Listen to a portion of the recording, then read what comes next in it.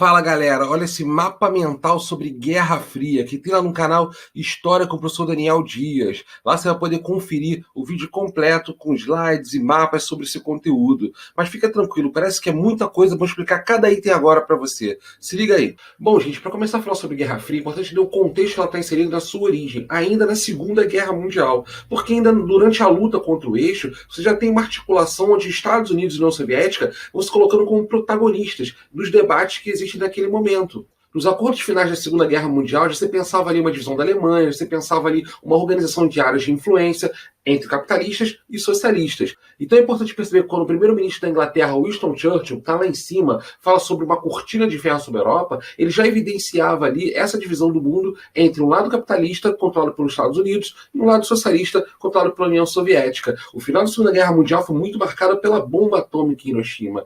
Isso é uma característica muito forte também. A Guerra Fria está muito pautada nisso que está aqui em cima. Ó. Uma corrida armamentista com poderio nuclear. Exatamente esse cenário. A bomba de Hiroshima e depois a bomba de Nagasaki apenas abriram esse cenário. Posteriormente, você vê ao longo de toda a Guerra Fria uma grande corrida para que ambas as nações desenvolvam mais e mais armas nucleares, bem como seus aliados. Afinal de contas, como disse o presidente Harry Truman, com a sua doutrina Truman, a ideia era combater o comunismo todo mundo. Na verdade, o conceito é esse. Quando a gente pensa em Guerra Fria, é essa afirmação que eu botei lá em cima. Ó. É o período entre 1945 e 91, onde Estados Unidos e União Soviética vão fazer uma disputa política, econômica e ideológica, mantendo aí um conflito militar indireto. Não há um conflito direto entre as duas potências, até pelo esse poderio nuclear que eu já falei para vocês. O mundo acabaria. Então você tem um conflito indireto. Os Estados Unidos apoiando alguém contra a União Soviética, a União Soviética apoiando alguém contra os Estados Unidos, nos vários conflitos que vamos falar aqui. Daí esse traço aqui tão tecnológico. A corrida espacial foi muito além do que uma viagem para o espaço.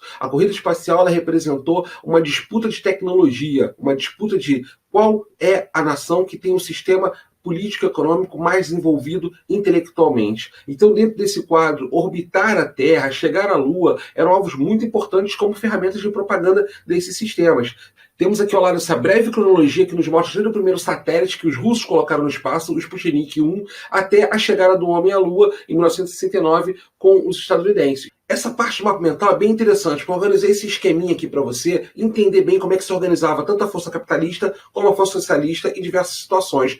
Por exemplo, no final da Segunda Guerra Mundial, a Europa é destruída, então os Estados Unidos vai colocar muito dinheiro para reconstruir esses países. Até porque se os Estados Unidos não colocassem dinheiro na Europa, quem ia colocar seria a União Soviética. Então, dentro desse quadro, era importante expandir a influência capitalista daquela região. Então, principalmente a Europa Ocidental recebe uma ajuda econômica conhecida como Plano Marshall, para sua reconstrução. Claro que, do outro lado, a União Soviética vai fazer o mesmo com as nações do leste europeu, principalmente, criando a Comecon. E essa lógica vai se seguindo, à medida que o lado capitalista cria uma aliança militar, a Organização do Tratado Atlântico Norte, a OTAN, que você está vendo ali em cima, ao mesmo tempo que os socialistas construíram ali o Pacto de Varsóvia, que tinha esse mesmo sentido, uma aliança militar. Caso qualquer um participante desse grupo fosse atacado, os outros responderiam e ajudariam nesse sentido. Dentro do quadro de repressão interna, dentro dos Estados Unidos, temos o macartismo, a grande campanha de combate a comunistas comandada pelo senador Joseph McCarthy, que vai fazer com que muitas pessoas sejam presas e perseguidas nos Estados Unidos na verdadeira caça às bruxas. A mesma coisa acontece na União Soviética, só que de forma muito intensa, na época do Stalin, por exemplo, onde tinha os gulags, que eram os campos de trabalhos forçados e de extermínio também, bem como os expurgos e perseguições que Stalin fazia naquele momento. Com Nikita Khrushchev, a coisa diminui um pouco, mas ainda se mantém uma repressão interna muito forte contra supostos inimigos internos. Para isso é muito importante a espionagem. Então, órgãos de inteligência serão desenvolvidos cada vez mais e mais nesse período. Os agentes secretos são uma característica marcante da Guerra Fria. Podemos colocar os órgãos aqui dos Estados Unidos como o FBI e a CIA. O FBI funciona mais como a Polícia Federal dos Estados Unidos e a CIA seria mais os agentes secretos, a Companhia de Inteligência estadunidense. Do outro lado temos a KGB, oriunda da chamada Tcheca, que era a Polícia Política Soviética, que vai adquirir esse nome de KGB ao longo da Guerra Fria. Uma das agências mais temidas. Claro que eu estou falando dos Estados Unidos e da União Soviética, mas do lado capitalista socialista tem outras agências nos variados países. Posso citar aqui o MI6, o Serviço Secreto britânico, foi muito importante nesse processo em ajuda com os Estados Unidos. Mas tanto do lado capitalista como do lado socialista, vários e vários países tinham suas agências de espionagem que colaboravam nesse sentido. Bom, gente, aqui embaixo eu coloquei para vocês os principais conflitos, guerras e eventos relacionados à Guerra Fria nesse período. Começo falando aqui sobre a Revolução Chinesa, comandada por Mao Tse-tung em 1949, onde a China opta por um modelo socialista, num primeiro momento muito alinhado com a União Soviética, mas logo depois a China vai abrindo um pouco espaço. Por quê? Mao Tse-tung considerava que a China era muito grande para estar alinhado com as ideias de Moscou, conforme a maioria das áreas de influência.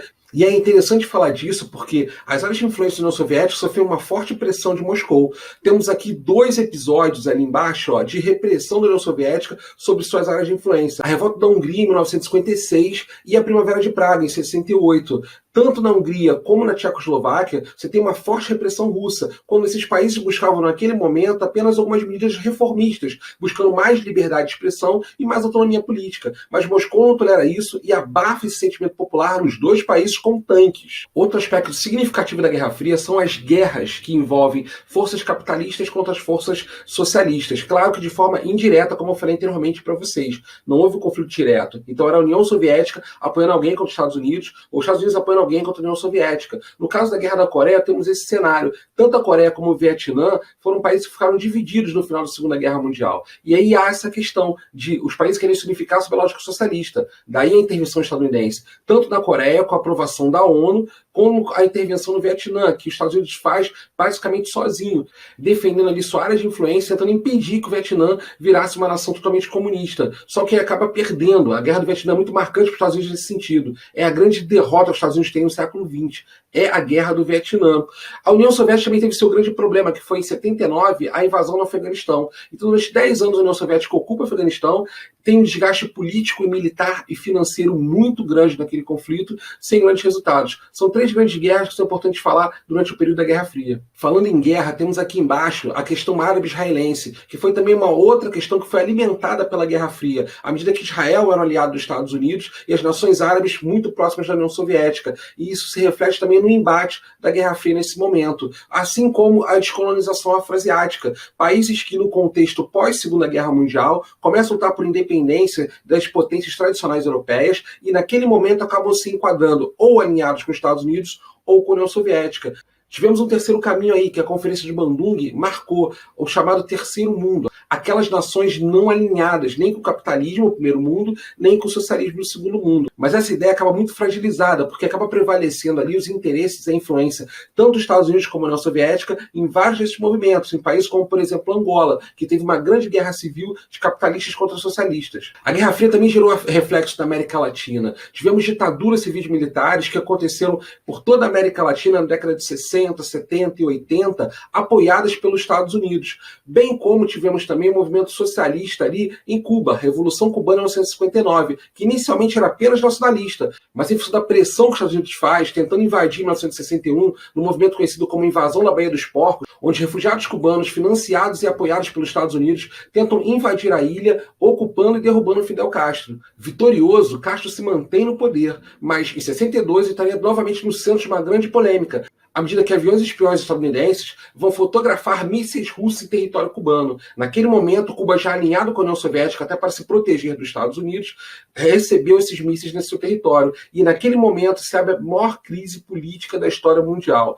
Foi o momento onde o mundo ficou mais perto de uma guerra nuclear. Afinal de contas, os Estados Unidos exigiu que aqueles mísseis russos fossem retirados do território cubano. Na verdade, os russos alegavam que os Estados Unidos já havia ferido essa questão quando colocou mísseis seus na Turquia, bem perto da União Soviética. Então, essa tensão que durou 13 dias realmente conseguiu se resolver, e por isso até estamos vivos aqui, né? Não começou essa Terceira Guerra Mundial com um poderio nuclear para destruir o mundo inteiro, e essas nações acabaram entendendo que, a partir desse momento, é necessário uma coexistência pacífica. Porque se eles fossem levar a ferro e fogo essa relação, iam levar provavelmente o mundo a uma Terceira Guerra Mundial que ninguém estava querendo ter. Então, principalmente a partir da crise dos mísseis, a negociação passa a ser uma arma muito importante entre o governo dos Estados Unidos e a União Soviética, e a assinatura de vários acordos e tratados relacionados à questão armamentista e de poderio nuclear. Concluindo o nosso mapa mental, eu queria falar aqui sobre a crise de Berlim. Na verdade, a Alemanha havia sido dividida no final da Segunda Guerra Mundial, mas em 1961 a União Soviética vai construir um muro, o famoso Muro de Berlim, para impedir que as pessoas fugissem do lado oriental, socialista, para o lado capitalista, ocidental. Então o muro cumpriu esse papel na cidade de Berlim.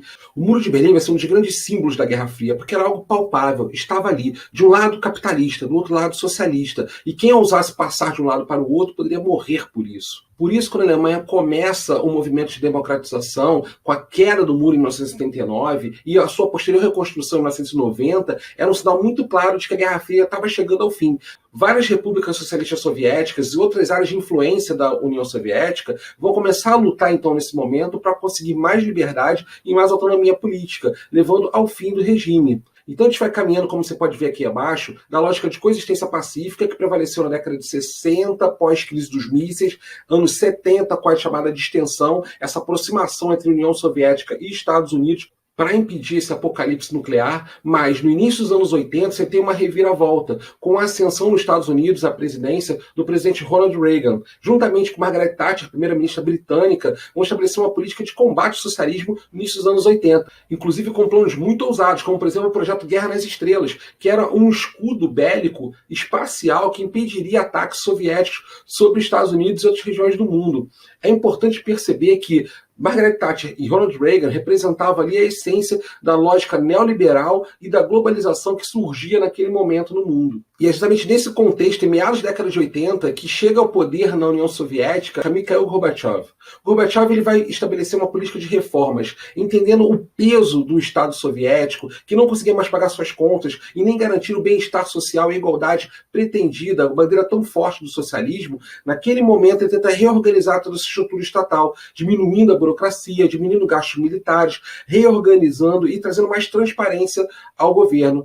Nessa época ele vai trazer a perestroika, a restauração econômica e a glasnost, que pretendia uma transparência política. Nesse sentido, a ideia era reformular todo o Estado socialista soviético. Só que as forças conservadoras socialistas não queriam isso e tentam dar um golpe em Gorbachev, que vai ser apoiado por Boris Yeltsin e vai conseguir se manter no poder. Até que lá na frente, organizando com o parlamento a dissolução da União Soviética, ele renuncia e permite a formação da Comunidade dos Estados Independentes, a CEI, que na verdade em 1991 decretava o fim da União Soviética. Era uma nova ordem mundial surgindo, com outros atores políticos em ascensão, como podemos ver no século XXI, a própria China, que nesse momento já se consolida como uma grande potência a competir com os Estados Unidos no século XXI. Será que é a nova Guerra Fria que estamos vivendo?